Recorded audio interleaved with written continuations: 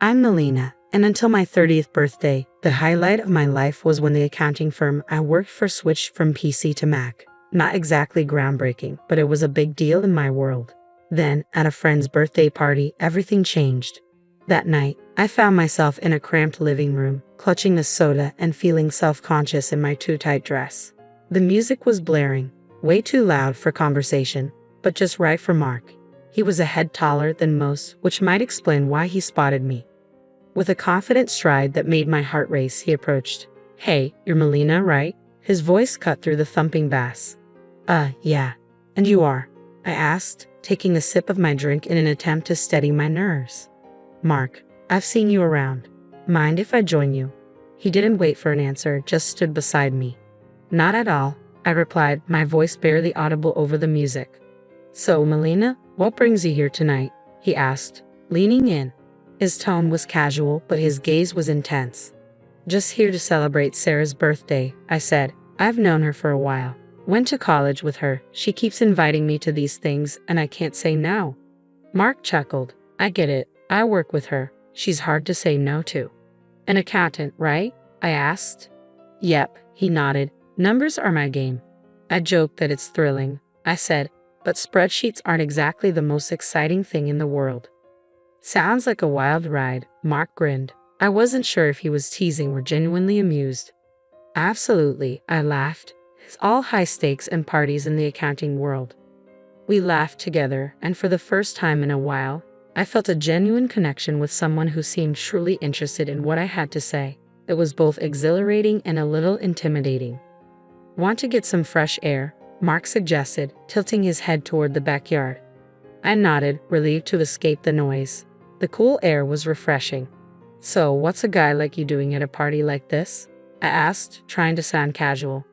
"Just looking for a good time, and maybe someone interesting to talk to," he replied, his smile making his eyes crinkle. We talked about everything and nothing, movies, books, and his passion for graphic design, even though he was stuck in a corporate job he didn't love. It felt as if we had known each other for years. As the night came to a close, Mark pulled out his phone. "Can I get your number? I'd really like to see you again." I hesitated, unaccustomed to this kind of attention, but something about him felt right. "Sure," I said, entering my number into his phone.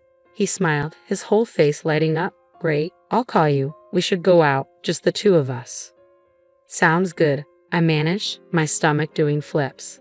As he walked away, I felt a part of me still in disbelief that this was my life now. Maybe turning 30 wasn't so bad after all. Perhaps it was just the beginning of something truly wonderful. The days that followed Mark's call were a blur. Before I knew it, I was preparing for our first date. Nervous as ever, I opted for a simple blue dress, hoping it would do the trick.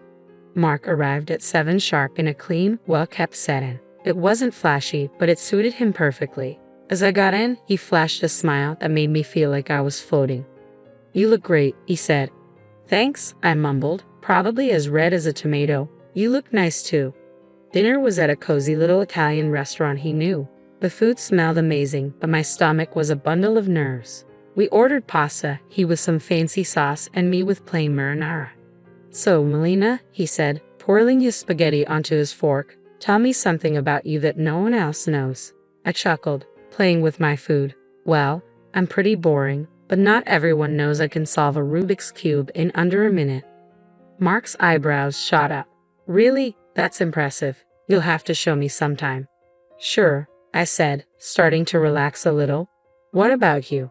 Any hidden talents?" "I make a mean breakfast burrito," he boasted with a grin. "The best you'll ever have."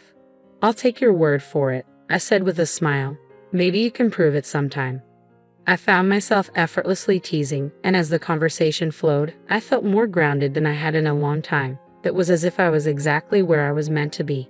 The weeks that followed were a whirlwind. Mark and I saw each other constantly. He'd come over after work, and I'd join him for lunch near his office. He introduced me to his favorite hidden gems around town, charming spots I had never noticed before. It was like rediscovering the city through new eyes. Things took a serious turn when Mark invited me to— "Oh, we've heard so much about you, dear," she said, squeezing my shoulders. Mark, clearly pleased, replied, "Thanks, Mom. She's lovely, isn't she?" We sat down to dinner, and the conversation was lively. Jack passed the potatoes and asked, "So, Melina, Mark tells us you're an accountant. That must be interesting." "It has its moments," I replied with a smile. "It's mostly numbers, but I enjoy the order and structure of it." "And how's your family?" Mary asked with genuine interest. "They're good, thanks. My dad's a businessman. Always busy, but he's been really supportive of me." The evening felt like a blur of warmth and acceptance. Everything seemed to be falling into place, as if my entire life had been leading up to this moment. Mark made me feel seen for who I truly was, beyond just being the accountant. A few months into our whirlwind romance, we were walking along the riverbank. The city lights shimmered on the water, creating the picturesque scene. Mark stopped and turned to face me, his expression serious. "Melina, I've been thinking," he began, his voice steady. "Yeah?" I asked, my heart starting to race. "I don't want to wait any longer. I know this is fast, but will you marry me?" In that instant, my world shifted. There was no hesitation, no doubt, just the pure certainty of my response. "Yes, Mark, I'll marry you." The whirlwind didn't stop there. Soon after, I introduced Mark to my father. My dad took an immediate liking to Mark, appreciating his straightforward manner and clear affection for me. "He's a good man, Melina," Dad said, offering his approval. It meant the world to me. So we got married. It was a modest ceremony, nothing extravagant, but it was perfect for us. I even found myself loving how I looked in my wedding dress, something I had never imagined. I beamed with happiness as I shared photos of the day on social media, spreading our joy to friends and family. Life, however, didn't slow down after the wedding. If anything, it picked up speed. Mark and I barely had time to enjoy our newlywed bliss before he brought up a big idea. "Hey Melina, I've been thinking," he said one evening as we unpacked another box of wedding gifts in our small apartment. "How about we move in with my folks?" I froze, coffee mug in hand. "Move in with your parents?" He nodded, looking serious. "Yeah, they're not getting any younger, and I'd feel better if we were around to help out. Plus, it'd save us some money on rent." It made sense financially, but the idea of moving in with the in-laws felt like something out of a sitcom. "Are you sure they'd want us there all the time?" "Absolutely," he assured me. "Mom's been hinting about it ever since we got engaged. Come on, it'll be good." So 2 weeks later, there we were, pulling up to his parents' house with our lives packed into a jumble of boxes. Mark's mom, Mary, was already waving from the porch before we had even gotten out of the car. "Oh, Melina, we're so thrilled to have you both here," she exclaimed, pulling me into a hug that was a bit too tight. Jack, Mark's dad, clapped him on the back. "Welcome home, son, and you too, Melina."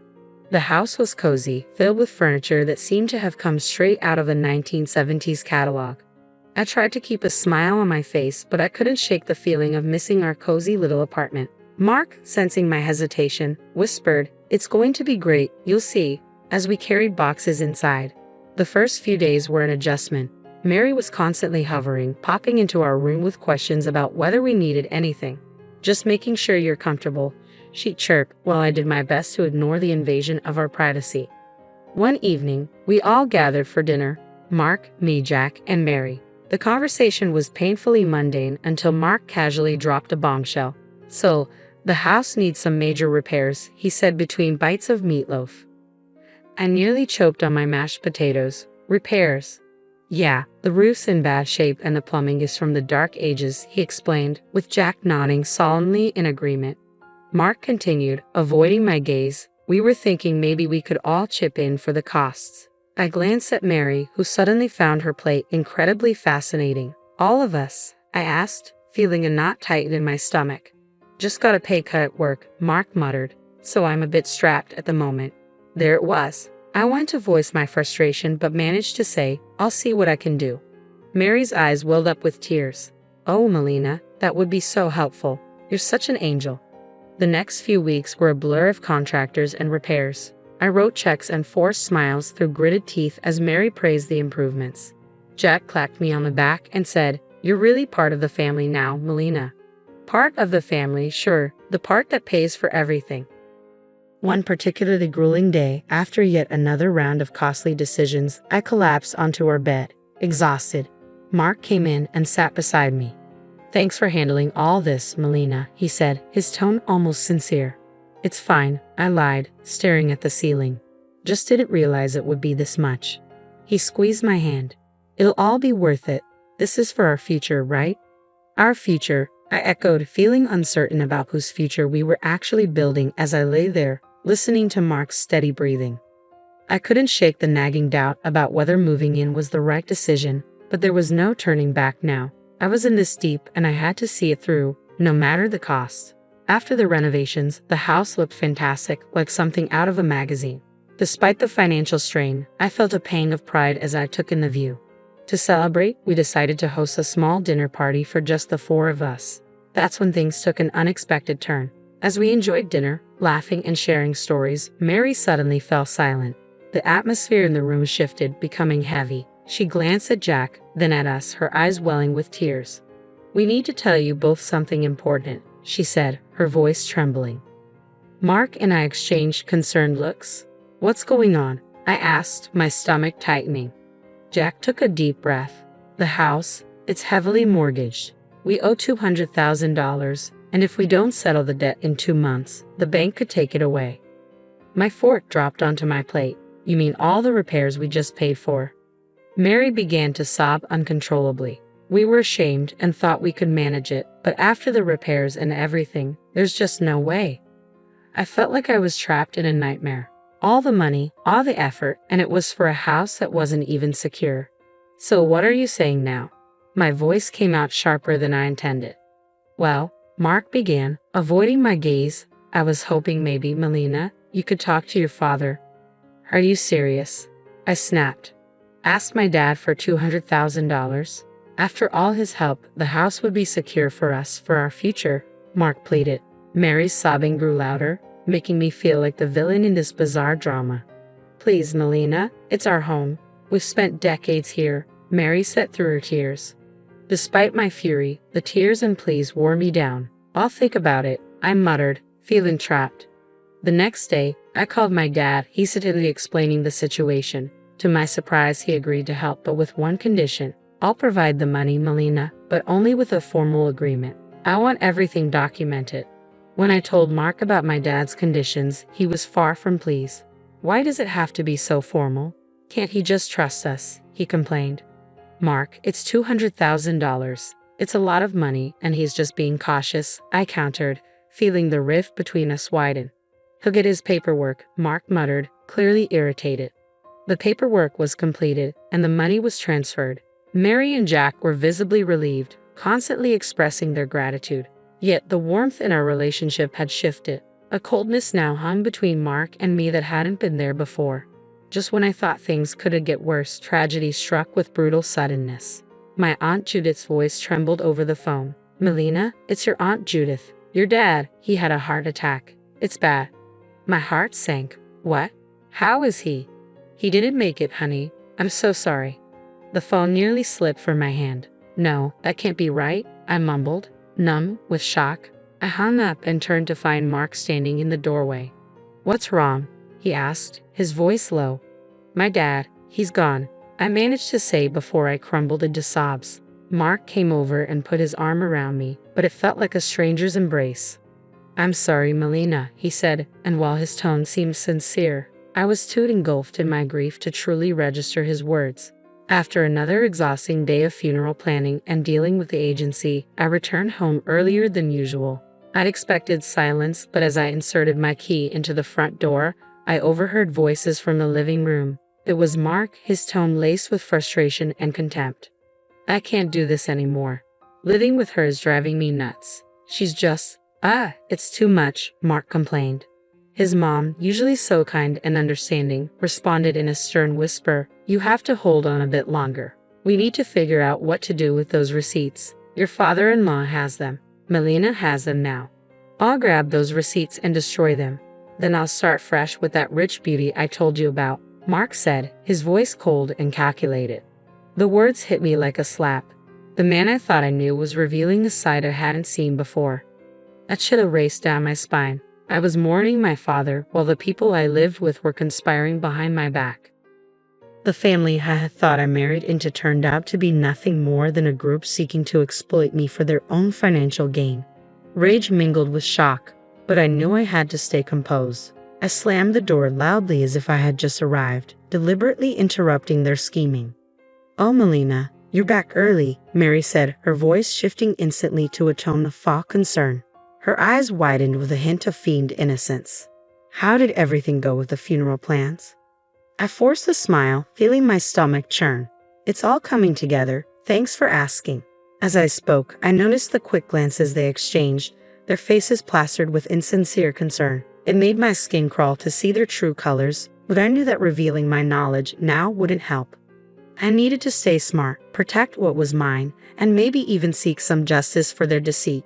The funeral had been a heavy, somber affair, filled with grief and whispered condolences. But as we returned to Mark's parents' house, the true nature of the family I had married into began to reveal itself.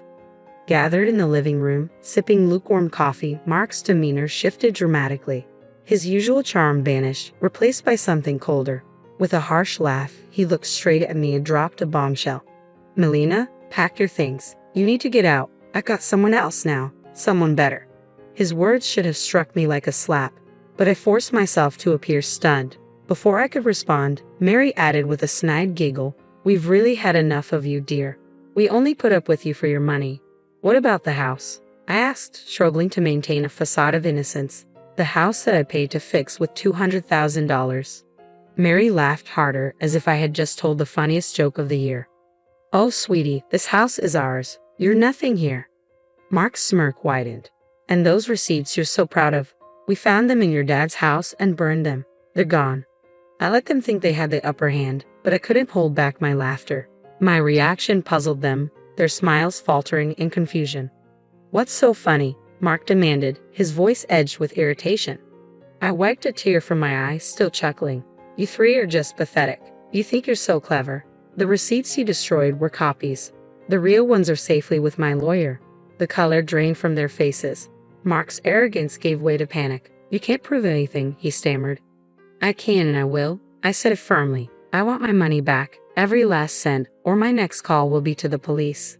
Mark and Jack exchanged glances, their earlier confidence replaced by fear. Jack, usually bold and brash, began to plead. "Melina, please, let's talk about this. We can sort something out." With the truth laid bare and leverage firmly in my grasp, negotiations with Mark and his parents dragged on longer than I anticipated. They tried every angle to sway the terms in their favor, but I remained resolute. "Look, it's simple," I stated firmly during one of our lengthy discussions at what was now legally my kitchen table. "The house gets transferred to my name in exchange for the $200,000. That's the deal. No more games." Eventually, they relented. We agreed to make everything official and legal. I insisted on documenting everything through a lawyer, leaving no room for further deceit. At the lawyer's office, the atmosphere was tense as documents were signed and notarized. I watched each signature closely, ensuring every detail was precise. Once finalized, I collected the documents related to the transfer and turned to Mark's mother. Despite her deflated demeanor, she still carried a trace of her former hauteur. "I'll keep these in a safe place," I said, holding up the papers before slipping them into a folder, just to ensure no one is tempted to pull any more stunts. With the legalities settled, the divorce proceedings were straightforward. Mark was silent, his previous arrogance nowhere to be seen. When the final papers were signed, I felt a weight lift off my shoulders. A chapter had closed. On the day they moved out, I stood on the porch of my now fully owned house, watching Mark and his parents carry their belongings to a rental van.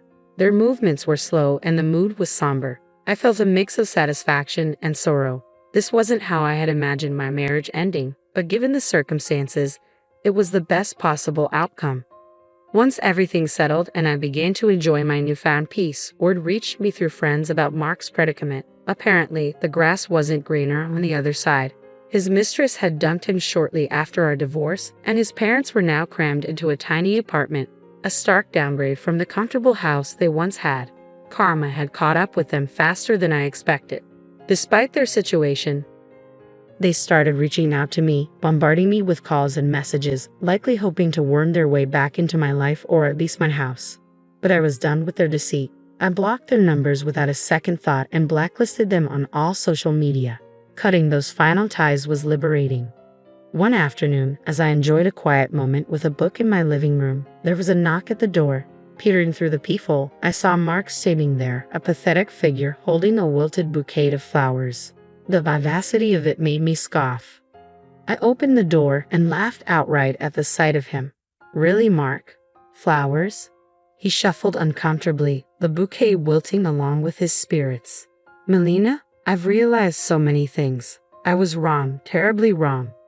I leaned against the doorframe, not bothering to hide my amusement at his discomfort. What changed, Mark? Run out of options? He looked down, shame clear on his face. I made mistakes, but I'm here to make things right. I shook my head, almost feeling sorry for him. Almost. You're not here to make things right, Mark. You're just desperate to get back to your comfortable life. But guess what? That life doesn't exist anymore. Not for you.